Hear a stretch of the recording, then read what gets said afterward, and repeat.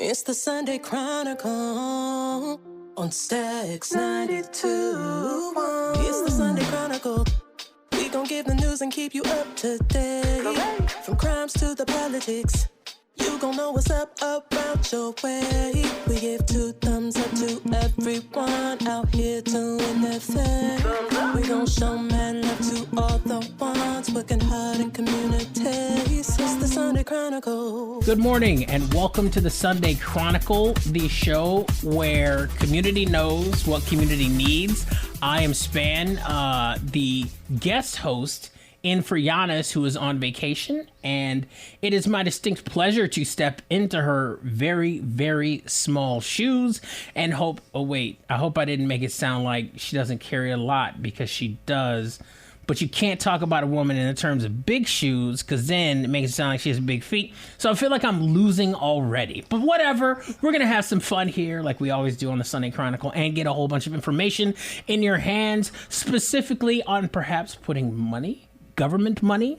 You mean your tax dollars in your hand money? Absolutely. We could be doing that this issue of the Sunday Chronicle. I am joined with the one, the only Alan Fox. How are you doing, sir? I'm doing well. I miss Yanice, but it's good to see you here. Thank you very much. Yes, I miss Yanice too. She is honest. She is awesome. She went and got herself a little vacation, and goodness knows she needed it and deserved it. So I'm glad that she got it. But we still need to talk about some magnificent things you are a part of.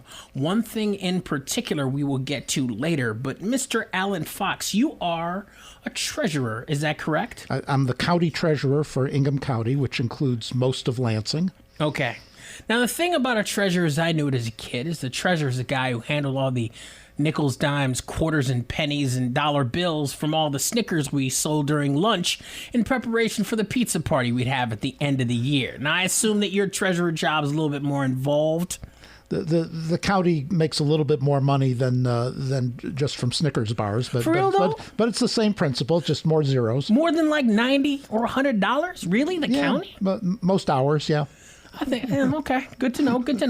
So as you are handling the county's money, what typically do you do in the course of a day or week that people never really seem to understand what it is to have a county treasurer, let alone know what that is? This is an elected position, correct? Yeah, it is. Which means if you live in the county, whether you voted for Alan Fox or not, you voted for Alan Fox. So as your taxes are paying him, and he's doing a bang job redeeming his efforts on your behalf. So what do you do, Mr. Treasurer? Well, we handle all the money that comes into the county, and most of that is state or federal money. It comes in not cash, not checks, but electronically, and we make sure that it goes where it belongs. I think we figured out at one point that the county takes in from all sources about $750 million a year, so $750 million. Most of it actually not from individual taxpayers.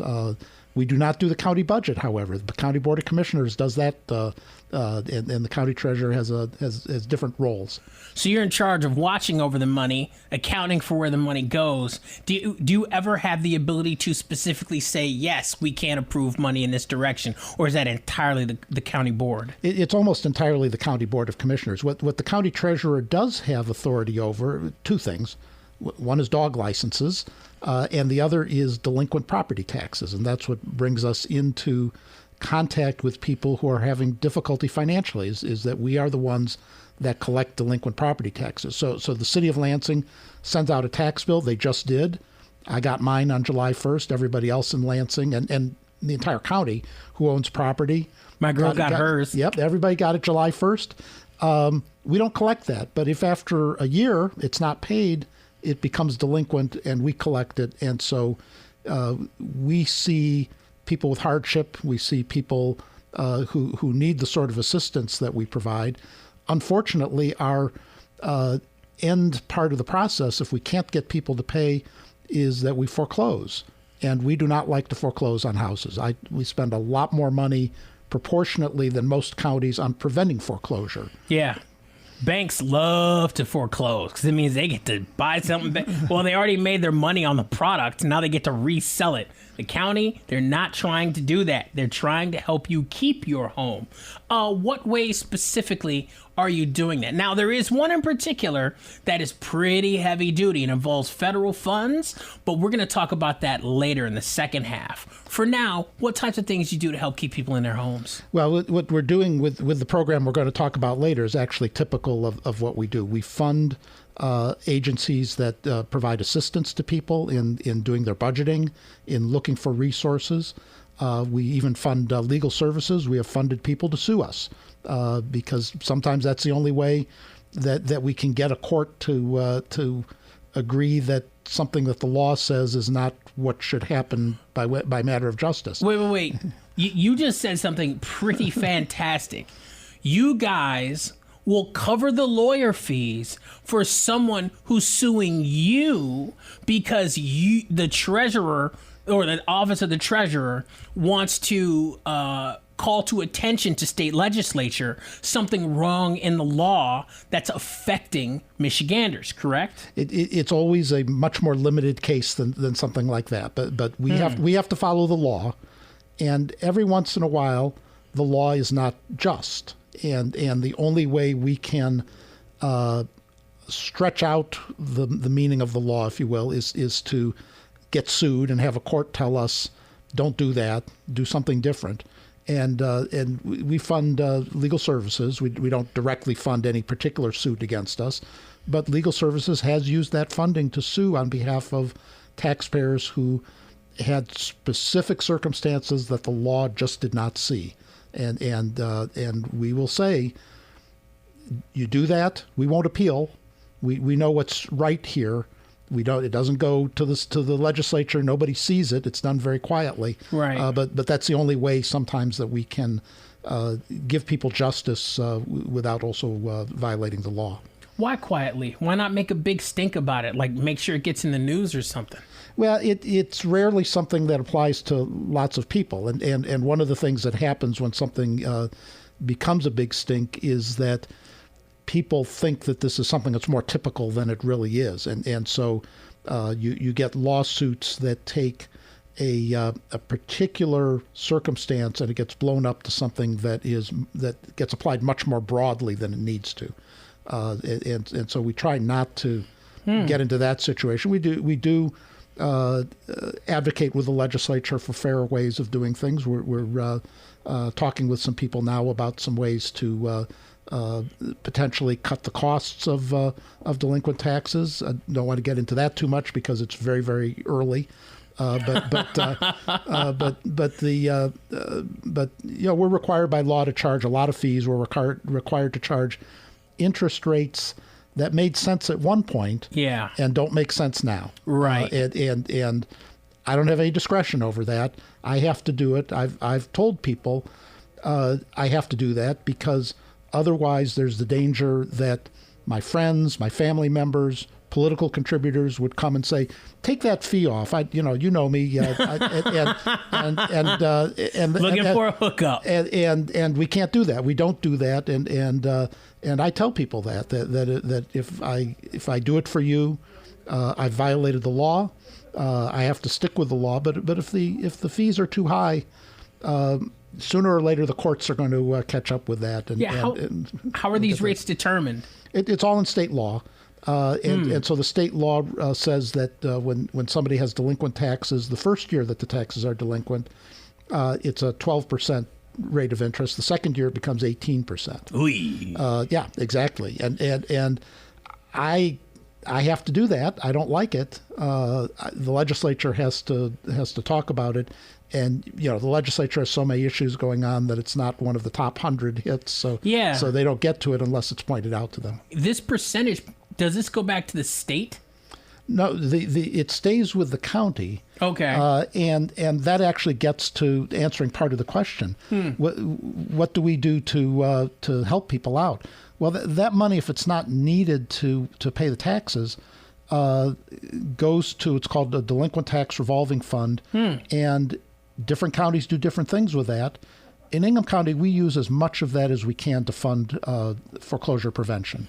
And so I have in a total office of 10 people, 4 of them work on nothing but foreclosure prevention. Okay. And that's funded out of that part of the money that comes in. It's not funded out of money that's voted by the Board of Commissioners, although the Board of Commissioners supports doing it this way. But we use that money as much as we can to hire people who listen one at a time to the people who come in and do the work that's needed to get people into a better place. And I think we're among the leaders in the state on doing that.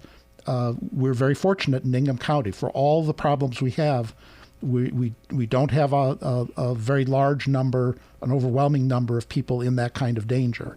I've talked with people in Detroit, and I've told them, you can do what we do, but you need 100 times as many people as we have. And you can't afford that, and that's the reality. So I would say Ingham County is kind of in a sweet spot. We have a problem that is significant, but it is manageable with the resources we have. And the result is that by the time somebody has talked with us for a year or two and we've had some issues and we're trying to help them out, there are 3 or 4 people who know the entire story, who have dealt with the person, who have tried to provide assistance. And so we don't do very much that's anonymous. We don't do very much that involves somebody having 100 folders on their desk and trying to figure them out. We are able to deal with issues one at a time. And anybody who owes delinquent property taxes has other financial issues. Absolutely, that's why they're delinquent. That is exactly right. And what we recognize is that it's wrong of us to just say, well, the delinquent taxes have to be the first thing you do. Everything else is less important. It's probably there are other things that are more important. Right. And if we don't deal with those other things, we're not doing people any favors. We're not doing the neighborhoods any favors. We're at best, we're extending processes for too long. So we work with people to find what it is they need, and it's different. It's case by case. It's not one size fits all. Sometimes it's financial counseling. Sometimes it's a matter of a senior citizen's owned a house for a while. It's paid off. They pass away without properly without a will, or without getting it to somebody, and whoever it is who takes over the house isn't educated to deal with property ownership. Naturally, this is just sprung up on them. And what do I do here? Yeah, it's Grandpa's house, and here I am, and what, I have to pay taxes? Where did that come from? So we understand that, and we do our best to work with people. But we've also got 30 or 40 cases we're working on where the property hasn't foreclosed, but it could foreclose because it's not clear who owns it according to the records, and we're trying to get those straightened out. It's more important to get that straightened out and have somebody who's familiar with the house stay there and love the house and make the house work. Wait, you said you have 4 people who deal with foreclosure specifically, and you currently said you have 30 to 40 cases where you're trying to ascertain who owns houses. We're trying to. Well, in many cases, we know that the owner is somebody who died years ago. Yes. So, but it's the name on the deed Yes. that counts. Yes. People don't know, then there's usually no reason for them to know the processes that you have to do to get the name changed, to get it in the proper ownership, which saves money. If somebody's living in a house, right, but it's in somebody else's name, the taxes are higher because it's not owner occupied. So it doesn't matter that it was Grandpa's house and he passed away and you're related to them. Right. You have to get the property in your name if you're in that situation to cut your taxes. You cut the taxes, it's easier to pay the delinquent taxes. Okay, I have so many questions about this. We'll have to do this after we're on the air, because you're talking about exigent circumstances that affect people's lives, prevent their ability to handle their foreclosure. And that's funny because we actually have something for that we're going to talk about in the second half of the Sunday Chronicle, the show that community knows what community needs. We'll be right back. At Lansing Community College, I'm learning for my future. LCC offers 1- and 2-year pathways to careers in healthcare, IT, manufacturing, and other professional trades. More than 500,000 professional trades jobs will need to be filled in Michigan by 2026. So I know I'm learning for a great career. I belong at LCC. You belong here too. Visit lcc.edu/youbelong and enroll today. Do you own a timeshare? Well, face the facts. You made a mistake. You made a bad purchase. A timeshare is not an investment. It's a money pit that continues forever. If you use your timeshare, that's great. But if you don't and you want to legally get out of your contract, call my friends right now at the Timeshare Exit Hotline. They're an experienced team of lawyers who help good people like you get out of a timeshare contract that they just don't want. Don't throw away your money on maintenance fees. Use it for things you really want. We can help you end your timeshare contract and stop the money drain immediately. If you're ready to move on with your timeshare, call our team right now. Cancel your timeshare now with a free call. 800-953-0866. 800-953-0866. 800-953-0866. That's 800-953-0866. Your perfect getaway is closer than you think. Love Lansing like a local. Dozens of attractions, indoor activities, and outdoor recreation spots are ready to welcome you. From museums and science centers to arts and family-friendly fare, you'll discover adventures for all ages right in your own backyard. Play, explore, check in, and win. Earn cool prizes with the new digital Lansing Experience Pass. Get started at lansing.org. Welcome to the Sunday Chronicle. I am your guest host, Span, subbing in for a vacationing Yanice, giving you a little taste of the show that knows that community knows what community needs. And I'm here with County Treasurer Alan Fox. How are you doing, sir? I'm doing great. It's good to be here. Had a blast talking to you earlier. I want one more question before we get into how to help people specifically with a program having to do with COVID hardships. But you mentioned that the Ingham County budget is around $750 million. And you said the majority of it does not come from tax dollars. Is that correct? That's correct. Where does the rest of the money come from? It comes from state grants. Most of what we see is it comes from the state. A lot of the state money is actually federal money that funnels through the state. But that's where it comes from.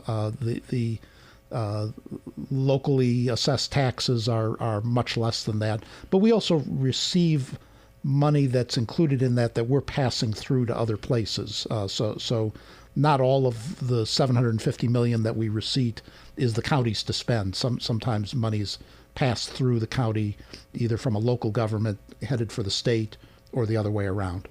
I can't imagine the balance sheets you have to keep track of. Like that just your like software must be like extra buff with 24-inch pythons and just crazy, just layered out with numbers. Like I imagine the numbers you look at every day, like kind of like a non-moving version of the Matrix from the first Matrix movie, just like digits everywhere. And you just like, oh yes, this is the budget for DeWitt, and this is the budget for this portion of Lansing. Like it is just amazing. But what's also amazing is helping people, like you described. The focus of the county treasurer has two jobs: dog licenses and dealing with property taxes. And people who may have difficulties that came on due to COVID have access to a program that, oddly enough, in 2023 still exists and somehow still has money in it. Because, I mean, I think we all remember that PPP program. $500 billion was gone in like 30 days. And now there's lawsuits happening. People are going to jail. But this is money still sitting around for people in the Lansing area, in Ingham County. So, Alan Fox, please, what is this program? It's the Michigan Homeowners Assistance Fund. Like everything in Michigan government, you pronounce the MI as my. So, of course. So we call it my half. Hey, if you have built-in branding, you use it, baby. Use it. You do use it. It's a my half is federal money that was part of one of the federal COVID assistance packages that got filtered through the state, and it's available for homeowners to use to meet any expenses related to homeownership. There are different programs for renters, but this is for homeowners in particular. And the money is running out. We think this may be the last few months of it, but we've been urging people in Ingham County and surrounding areas as well. It's not Waverly Road is not a firm boundary, right. To take advantage of this. So far, there are 400 homeowners in Ingham County who've received almost $3 million in assistance with taxes. And the program doesn't just cover delinquent property taxes. It also includes assistance with unpaid utility bills, land contract payments, which is very, very interesting because most homeowner-related programs exclude land contracts. Anything related to costs of a trailer in a trailer park. All of those are eligible for this assistance. Man, I think that's the first time I've heard of a situation where people in trailers weren't getting the short end of the stick. It is, and it's one of the great things about the program as it's been put together by the state of Michigan. People of the state of Michigan who run housing programs understand that this is all part of a single issue and a single problem, and so there's eligibility there as well. So are those the only eligibilities, or how far do they extend, or what are the conditions for eligibility? Well, there has to be a COVID-related hardship. Now, I don't know anybody who didn't either lose some income or have higher expenses because of COVID. Right. Even those of us who aren't in need can say that. It does not require any documentation. All you have to do is say, I had increased costs or decreased income because of COVID. So there's no and there's still money in this program? Holy smokes! Yeah, it's hard for me to believe. So what's happening everywhere else in the state, with a couple of exceptions, is that this is on the state's website and people apply and they get the money or they don't. Ingham County is one of 2 or 3 counties where we've gone out to the people and said, come join us at events. Come here. We'll help you get the application in. The application is designed to be done online, but if your interaction with the internet is that you have a cell phone, you're not going to make that work. If you're not used to using email, and a lot of our homeowners, especially older and poorer homeowners, don't rely on email, you're not going to get the notification from the state that says, oh, we need one more document, and then you're not going to get the money. So what we've done is we've had a series of events in a variety of different places around the county for over a year now, where we've brought housing counselors to a location and said, come join us, we'll help you get the application in. We'll make sure that it's done in full. And these housing counselors can provide other housing services for people whose needs go beyond just getting these bills paid. When you say needs go beyond, what are we talking about? Like, for instance, let's say I'm a woman and I'm married to another woman, and the woman I'm married to was the bread earner, and she dies, and the house is in her name, and there's no will because she died young. It's kind of sudden due to COVID, even though she was vaccinated or whatever. So I come to you guys and I'm like, yo, I don't own this house. I'm living in the house though. I can't afford to pay the house. I got to get a job. What can you do? How does this work? Well, we have the counselors who can piece together what to do with that problem for free. This is all for free. We work with Capillary Housing Partnership, which is a wonderful agency here in Lansing that provides this assistance. They are Capillary. That's a good word for what they do. It is, and they are certified by the state of Michigan to deal with these things. We also deal with Michigan State University Extension Services, which also provides these kinds of services. They don't usually do the work in Ingham County, but we've needed the assistance, and they've come out from the more rural counties to help us out, because when we do these events, we have had as many as 30 or 40 people. And you can't do that with 2 housing counselors or 3. You need as many as possible. So the next one, right? You got 4 foreclosure people, and they're already busy with 30 to 40 cases. Well, our office doesn't do this ourselves. We set them up, we arrange them, and we have a couple people there who help out with it. But we have these specific housing counselors actually providing the services to the people who need. We pay extra for that. They're paid by the state to do this, but because we're asking them to work outside of normal business hours and outside of their office, we pay extra to make sure that this service is available to Ingham County taxpayers. We've got one more of these scheduled. It's coming up Thursday, July 13th, and it's at the Tabernacle of David Church on West Holmes Road. again, we bring it to the community, not wait for people to come to us. And this is in a part of Lansing that has some need, and it's a church that's willing to and eager to host us and have a place for people to come and get assistance. One of the reasons this is happening now, well, there are two big reasons. One is the money is running out. It's running out. Can't wait. The other is July 1 tax bills just came out. Yeah. The July 1 tax bill can be paid by this program. You don't have to wait until it's delinquent. Oh, wow. You can have delinquent taxes, current taxes, delinquent mortgages, which you some were people saying have. It takes a year to go delinquent anyway. So, Yep. like, if someone, how long typically after you're found delinquent after 1 year of not paying does it take to actually foreclose? It takes a little over 2 years. So, like, you could literally be 2.5 years into this process, about to lose your home. Boom, this program could rescue your home for you. And it has rescued a couple of hundred of them. Wow. We did a few things this year and last year on foreclosures, which is we agreed that if anybody applied for this program, they didn't need to have the money yet, but if they applied for it, even if the court order said the home was foreclosed, we would pull it out of foreclosure and wait till the money came in. And we did that both last year and this year. We last year actually, in one case, pulled a house out of foreclosure in late August. That was the extreme, but we've got all sorts of deadlines in the state law. We're supposed to announce foreclosures, file them effective March 31st, but we were willing to push that date out into August because we knew the money was coming from the state and we weren't going to hold somebody up because of that. I'd said earlier, we can only do things that the law lets us do. Right. Our judges in Ingham County have let us write the court order so that it says the treasurer may keep somebody out of foreclosure for having a MyHalf application in process. Oh my God! And so now we're authorized by law to do that.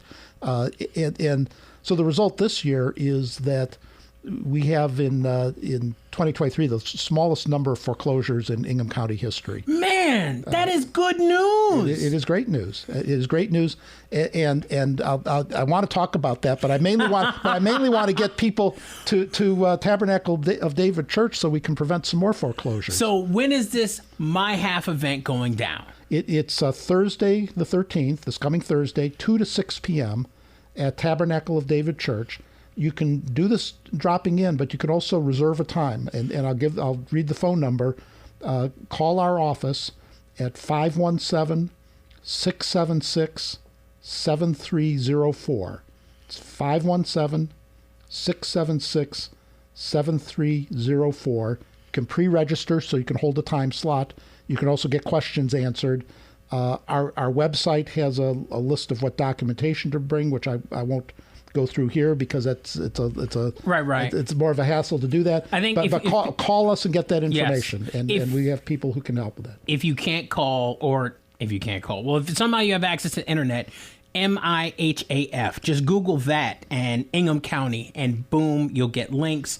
You'll have directions. And I interrupted Alan earlier, or Mr. Fox, when he said it covers property taxes, mortgages, utilities. But one thing also, when he mentioned land contract payments, homeowners insurance is also there, and condo HOA fees. If you are fighting your HOA, which apparently a lot of people in the country are, because for some reason we want HOAs, like we want more government for some reason. I don't know why, but if your HOA is giving you some grief, you can use this MyHalf program to help you as well, as put together by the Office of the Treasurer, Alan Fox, using federal funds appropriated from your federal government. So make sure you take full advantage of this and go get the information necessary. Alan Fox, thank you so much for coming through the Sunday Chronicle once again.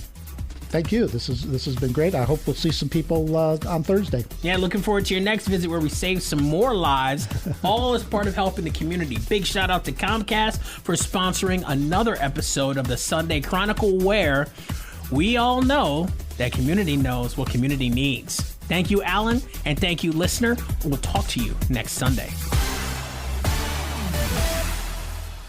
At Lansing Community College, I'm learning for my future. LCC offers 1- and 2-year pathways to careers in healthcare, IT, manufacturing, and other professional trades. More than 500,000 professional trades jobs will need to be filled in Michigan by 2026.